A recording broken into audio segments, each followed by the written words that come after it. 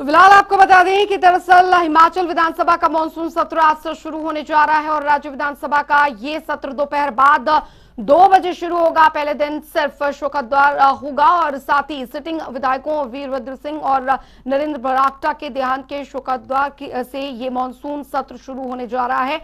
सदन के नेता मुख्यमंत्री जयराम ठाकुर, नेता प्रतिपक्ष मुकेश अग्निहोत्री और सत्ता पक्ष और विपक्ष के विधायक शोकोदगार प्रस्ताव पेश करेंगे और साथ ही इसके बाद बाकी विधायक भी शोक प्रस्ताव रखेंगे। चलिए अब ग्राफिक्स के जरिए इस बार के सत्र में क्या क्या रहने वाला है, कौन कौन से मुद्दे गूंजेंगे, सिलसिलेवार तरीके से आपको बताते हैं। तो बता दें आपको कि 2 अगस्त से शुरू होगा विधानसभा का मानसून सत्र, यानी आज से इसकी शुरुआत। विधानसभा सचिवालय के पास पहुंचे 800 से ज्यादा सवाल। विधानसभा में गूंजेंगे कई अहम मुद्दे। सदन में गूंजेंगे बेरोजगारी, सड़कों की बदहाली से जुड़े सवाल। सदन में पहुंचे रिक्तियों, स्वास्थ्य, शिक्षा, बिजली, पेयजल संकट के मुद्दे। इस बार का मानसून सत्र 13 अगस्त तक चलेगा। इसमें 10 बैठकें होंगी। रुक करेंगे, इस बीच आ रही है एक बड़ी खबर की ओर। आपको बता दें बड़ी खबर, बड़ी जानकारी इस बीच आ रही है, शिमला से आ रही है। बीजेपी विधायक दल की बैठक आज, जी हां, बीजेपी विधायक दल की बैठक का होनी आज। ये इस वक्त की बड़ी खबर आपको यहां पर बता रहे हैं। शाम 7 बजे होगी विधायक दल की बैठक। ये इस वक्त की बड़ी खबर आ रही है, आपको बता दें शिमला से सीएम जयराम ठाकुर की अध्यक्षता में होगी बैठक। तो इस वक्त की बड़ी खबर, विपक्ष के तीखे सवालों पर सत्ता पक्ष बनाएगा रणनीति। बीजेपी विधायक दल की बैठक आज होने जा रही है और विकास शर्मा संवाददाता हमारे साथ जुड़ गए हैं ज्यादा जानकारी के साथ। विकास, आज बीजेपी विधायक दल की बैठक होने जा रही है। बिल्कुल, आज बीजेपी विधायक दल की बैठक होगी और इससे ठीक पहले बीते कल भी देर शाम कांग्रेस ने अपनी सीएलपी की मीटिंग जो है वो यहाँ पर करी है।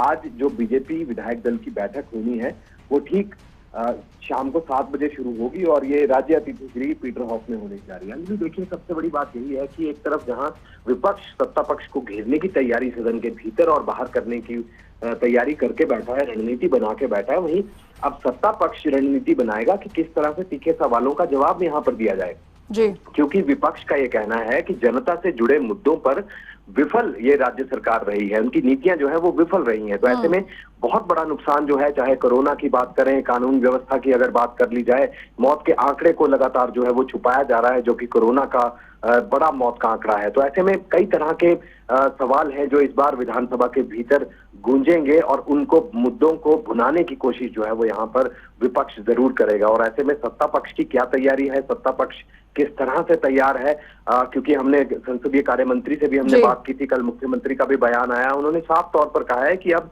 हिमाचल प्रदेश विधानसभा में जो भी सवाल जिनके ऊपर चर्चा जो है वो विपक्ष मांगेगा, उन तमाम मुद्दों पर जो है वो चर्चा यहाँ पर की जाएगी और ऐसे में एक सार्थक चर्चा होने के आसार जो है वो नजर आते हैं। लेकिन क्योंकि आने वाले दिनों में विधानसभा के उपचुनाव होने हैं, एक मंडी लोकसभा सीट का भी उपचुनाव होना है और ऐसे में तमाम मुद्दों को भुनाने की जो है विपक्ष जरूर कोशिश करेगा और हंगामा जो है इस बाबत यहाँ पर बरप सकता है। लेकिन आज 2 बजे शुरुआत सत्र की यहाँ पर होगी और 2 बजे सत्र की शुरुआत में ही जो दिवंगत नेता जिनका देहांत यहाँ पर हुआ है, स्वर्गवास यहाँ पर हुआ है, उनको श्रद्धांजलि दी जाएगी। शोकोदगार प्रस्ताव जो है वो यहाँ पर लाया जाएगा और उसके ऊपर यहाँ पर चर्चा की जाएगी। बिल्कुल, बहुत बहुत शुक्रिया विकास शर्मा इस तमाम जानकारी के लिए। आप इस खबर पर नजर बनाए रखें, हम आपसे आगे भी अपडेट लेते रहेंगे।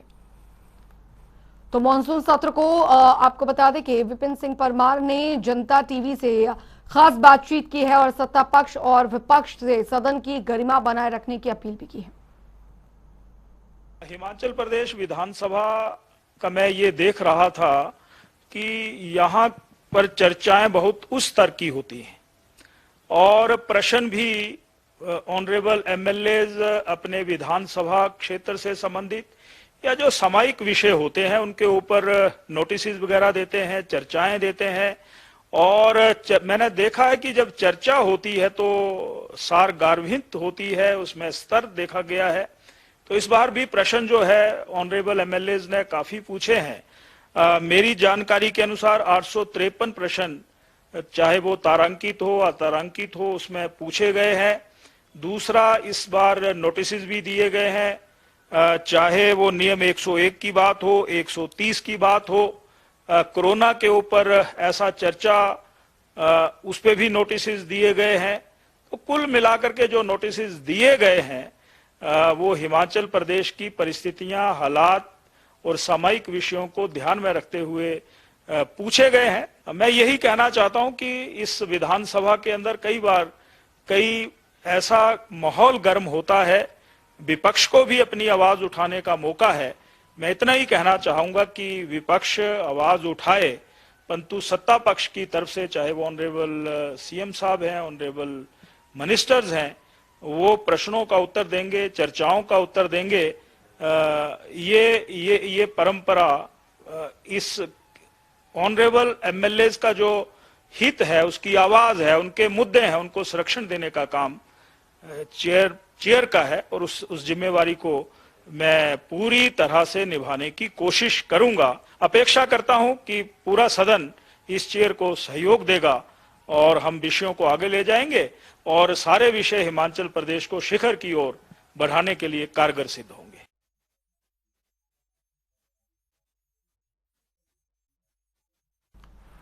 वहीं आपको बता दें कि विधानसभा के मानसून सत्र को लेकर सीएम जयराम ठाकुर ने क्या कुछ कहा, आइए आपको सुनाते हैं। मानसून सत्र हमारा 10 दिन का सत्र रहेगा और सरकार पूरी तरह से तैयार है। जो भी प्रश्न होंगे उनका जवाब देंगे। जो भी चर्चा सदन के अंदर विपक्ष की ओर से या हमारे सत्ता पक्ष के विधायकों की ओर से आएगी, हम उस पर चर्चा करेंगे, सार्थक चर्चा करेंगे।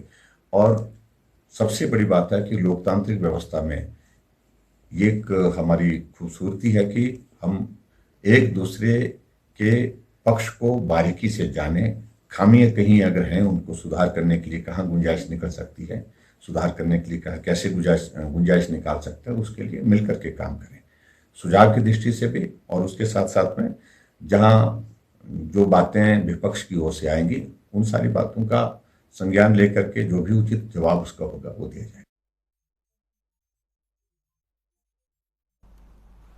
उधर हिमाचल प्रदेश में 2 अगस्त से विधानसभा मानसून सत्र का आगाज होने जा रहा है और इसी को लेकर हमारे ब्यूरो चीफ विकास शर्मा ने संसदीय कार्य मंत्री सुरेश भारद्वाज से खास बातचीत की। हिमाचल प्रदेश मानसून सत्र का आगाज 2 अगस्त से होने जा रहा है और इसी बीच क्या तैयारियां हैं सत्ता पक्ष की, इसको लेकर बात करने के लिए हमारे साथ मौजूद हैं संसदीय कार्य मंत्री सुरेश भारद्वाज। भारद्वाज जी, इस बार क्या अलग रहने वाला है, किस तरह की तैयारियां जो है मानसून सत्र के लिए की गई? देखिए, मानसून सत्र विधानसभा का हो रहा है क्योंकि भारतीय जनता पार्टी लोकतंत्र में विश्वास करती है और इसलिए समय रहते हम जो है वो विधानसभा का सत्र हमेशा बुलाते हैं। इस बार भी हम सितंबर से पूर्व जो है कभी भी बुला सकते थे, लेकिन कोविड की स्थिति आजकल कुछ जो है वो बेहतर हुई है, इसलिए माननीय ठाकुर जयराम जी ने जो है वो मंत्रिमंडल में विषय रखा तो सबने ये सोचा कि जल्दी जो है ये सेशन करा दिया जाए और इस सत्र में कुछ विधेयक भी आने की संभावनाएं हैं और अपोजिशन या बाकी सदस्य जिस भी विषय पर जो है वो चर्चा करना चाहें उसके लिए सरकार हमेशा तैयार रहती है और हम चाहेंगे कि पब्लिक इंपॉर्टेंस के इश्यूज जो है वो चर्चा में आए। मानसून सत्र है और मानसून भी आजकल जो है वो अपने यौवन पर है, जिसमें काफी जो है वो भूस्खलन हो रहा है, कहीं बारिश हो रही है या बादल फट रहे हैं, उसके कारण भी नुकसान होता है। हमने सत्र जो है 10 दिन 10 सीटिंग्स रखी हैं और उसमें जो भी वो चर्चा करना चाहें वो करें, उसका जवाब सरकार देगी। और वैक्सीनेशन में तो हिमाचल प्रदेश पूरे देश भर में जो है वो नंबर 1 की स्थिति में है, वेस्टेज की दृष्टि से भी और वैक्सीन लगाने की दृष्टि से भी। तो जो भी चर्चा चाहेंगे वो हम करेंगे। हमसे बातचीत करने के लिए शुक्रिया। तो ये थे संसदीय कार्य मंत्री सुरेश भारद्वाज। इनका साफ तौर पर कहना है कि इस बार मानसून सत्र में हर सवाल का जवाब जो है वो पूरी तरह से दिया जाएगा सत्ता पक्ष की ओर से और ऐसे में बैठकें जो है वो भी 10 रहेंगी। तो ऐसे में पूरी तरह से विपक्ष को जो है संतुष्ट यहाँ पर सवालों के जवाब में किया जाएगा। कैमरा पर्सन रोशन के साथ विकास शर्मा, जनता टीवी, शिमला। उधर हिमाचल प्रदेश में 2 अगस्त यानी कि आज से आपको बता दें विधानसभा का मानसून सत्र जो है वो शुरू होने जा रहा है। ऐसे में हमारे ब्यूरो चीफ विकास शर्मा ने नेता विपक्ष मुकेश अग्निहोत्री से एक्सक्लूसिव बातचीत की, सुनिए। ये माना जा रहा है कि 6-7 दिन का ये मानसून सत्र हुआ करता था और कल हमने संसदीय कार्य मंत्री से बात की थी, उनका यही कहना है कि सरकार की संजीदगी थी, इस कारण से इसको सत्र को जो है वो अब बढ़ाया गया, 10 बैठकें इसकी की गई हैं। क्या आप ये मानते हैं कि 10 दिन काफी होते हैं, आपके जितने मुद्दे हैं वो भीतर सदन के उठाए जा पाए? नहीं, देखिए, हिमाचल प्रदेश में ये हमेशा से रिवायत रही है, कन्वेंशन भी रहा है और हम उसको अमली जामा भी पहनाते रहे हैं कि एक साल में 35 सीटिंग्स होती हैं और जब हम पक्ष में थे तब हम 35 सीटिंग्स को करवाते रहे हैं। तो ये कोई बहुत बड़ी संजीदगी की बात नहीं है कि आप कहें कि हम कोई बहुत बड़ा काम कर रहे हैं। आपको 35 सीटिंग्स करनी है। पिछली दफा भी आपने रूल को रिलैक्स किया और सीटिंग पूरी नहीं हुई और इस दफा भी आपको सीटिंग पूरी लास्ट तक करवानी चाहिए ताकि जो प्रदेश के रेलेवेंट इश्यूज हैं वो डिस्कस हो सके और जो है विपक्ष और जो है अपनी बात रख सके। और हमने आपको जैसे बताया कि आज जिस ढंग से कोविड की डेथ्स हुई हैं, उन लोगों को मुआवजा नहीं मिला है, लोगों की नौकरियां चली गई हैं, ऊपर से महंगाई ने आप देख रहे हैं कि पेट्रोल 100 रुपया, डीजल 90 रुपये, गैस 900 रुपये हैं और उसके बाद सीमेंट की बोरी 425 रुपये पहुंच गई है, उसके बाद सरिया जो है 6500 रुपये पहुंच गया, तो सरसों का तेल ही 225 रुपये हो गया, दालें 100, 125 इसके बीच में झूल रही हैं। तो लोगों का, आम आदमी का तो जीना मुश्किल हो गया। तो ये मसले जो है सरकार जो है इसके बारे में तो कोई अपना पक्ष नहीं रख रही है कि आखिर इतनी बड़ी महंगाई कहाँ से आ गई और सरकार इसका नियंत्रण करने के लिए क्या कर रही है। अब कल परसों ही दिल्ली सरकार ने पेट्रोल डीजल के रेट कम किए हैं। सरकार देखे कि अपने प्रदेश में कैसे कम करने हैं। तो ये सारी परिस्थितियां सामने हैं और कोविड की थर्ड वेव की हमने तो जब फर्स्ट वेव आ रही थी उस समय इसी हाउस में हमने जब ये मसला उठाया था तो इन्होंने हम लोगों का बहुत मजाक उड़ाया है जब, लेकिन उसके बाद आप देखते हैं कि किस ढंग से कोविड का प्रकोप बढ़ा और अनियंत्रित हो गया। आज ये खुद भी कह रहे हैं कि 3500 मौतें हुई, हालांकि आधिकारिक आंकड़ा जो है, जो सही आंकड़ा जो है वो 780 के आसपास का है और 2 गुना डेथ्स जो है हुई है। लेकिन आंकड़ा कंट्रोल करना सरकार के अधिकार के क्षेत्र में है तो वो करते हैं, लेकिन कोविड डेथ में ना किसी को मुआवजा मिला, ना दूसरे लोगों को कोई मदद हुई है। लोग आज दिन तक भी जो है करा रहे हैं। तो आप कह रहे हैं कि आंकड़ा जो है राज्य सरकार छुपा रही है मौत का कोविड से? बिल्कुल इन्हीं का आंकड़ा है। जो दूसरा जहाँ पे जन्म रजिस्टर होता है, जहाँ पे डेथ रजिस्टर होती है, वहाँ पे जो है इस आंकड़े को 6081 के आसपास आंका गया है। तो ये तो सरकार को बताना है कि ये आपका इतना अंतर कैसे आ रहा है।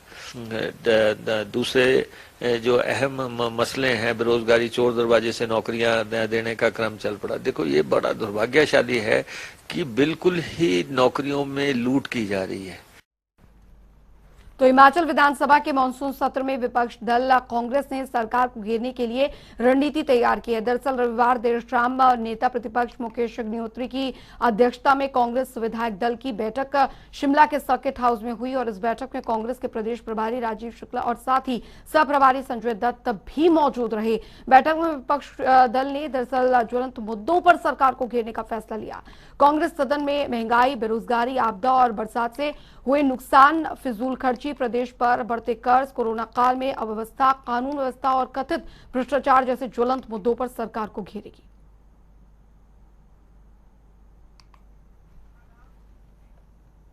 उधर ऊना जिले के कुटलेहड़ विधानसभा क्षेत्र के अधीन पड़ते ध्युनसर महादेव मंदिर में सावन के तीसरे सोमवार में भक्तों का जन सैलाब उमड़ा। तस्वीरें आपको हम दिखा रहे हैं।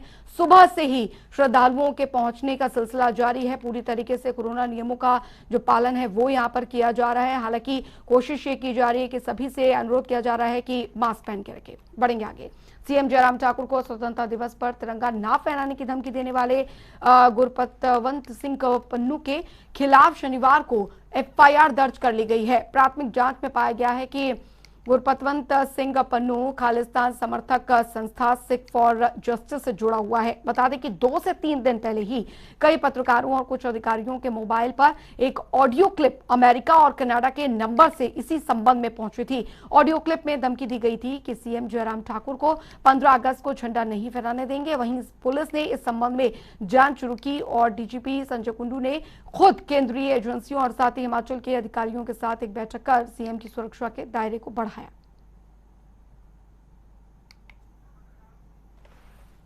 उधर टीबी मुक्त हिमाचल अभियान के तहत रविवार को एसीएफ यानी कि एक्टिव केस फाइंडिंग सर्विस शुरू हो गया है। ऐसे में प्रदेश के 2 अलग अलग जिलों से तस्वीरें आपको फिलहाल दिखा रहे हैं। नाहन और हमीरपुर से जिला मुख्यालय नाहन में धड़ेगा ब्लॉक की बीएमओ मनीषा अग्रवाल ने सर्वे में तैनात टीमों को रवाना किया। तो वहीं इसी अभियान को सफल बनाने के लिए हमीरपुर स्वास्थ्य विभाग ने कमर कस ली है। हमीरपुर स्वास्थ्य विभाग के मुख्य चिकित्सा अधिकारी आरके अग्निहोत्री के माने तो हमीरपुर जिले की कुल जनसंख्या जो है वो 5 लाख के करीब है। टीबी रोगियों की पहचान करने के लिए स्वास्थ्य विभाग की 535 टीमें गठित की गई हैं, जो कि टीबी रोगियों की पहली से 31 अगस्त तक पहचान करेगी। उधर नागरिक चिकित्सालय राजगढ़ में लगभग 1.5 करोड़ की लागत की अल्ट्रासाउंड और आधुनिक एक्सरे मशीन का रविवार को पूजा अर्चना के साथ विधिवत उद्घाटन किया गया। बता दें वहीं बिलासपुर के स्वारघाट में भी श्री नैना देवी से विधायक रामलाल ठाकुर ने उपमंडल स्वारघाट की ग्राम पंचायत टाली के जकात खाना में मंडल स्तरीय वन महोत्सव का शुभारंभ किया और जकात खाना में 1 करोड़ हाईटेक नर्सरी बनाने की घोषणा भी की।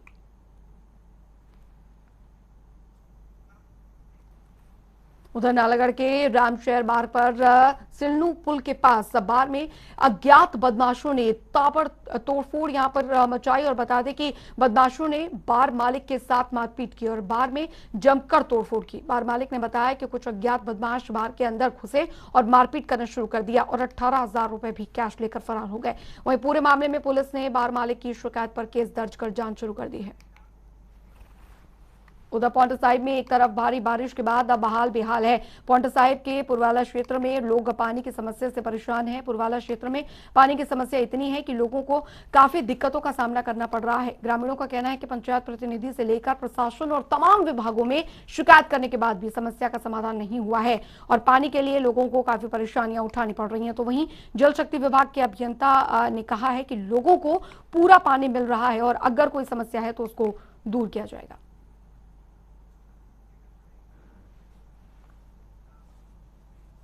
चलिए हिमाचल के बुलेटिन में अभी के लिए फिलहाल इतना ही। बने रहिए जनता टीवी के साथ। नमस्कार।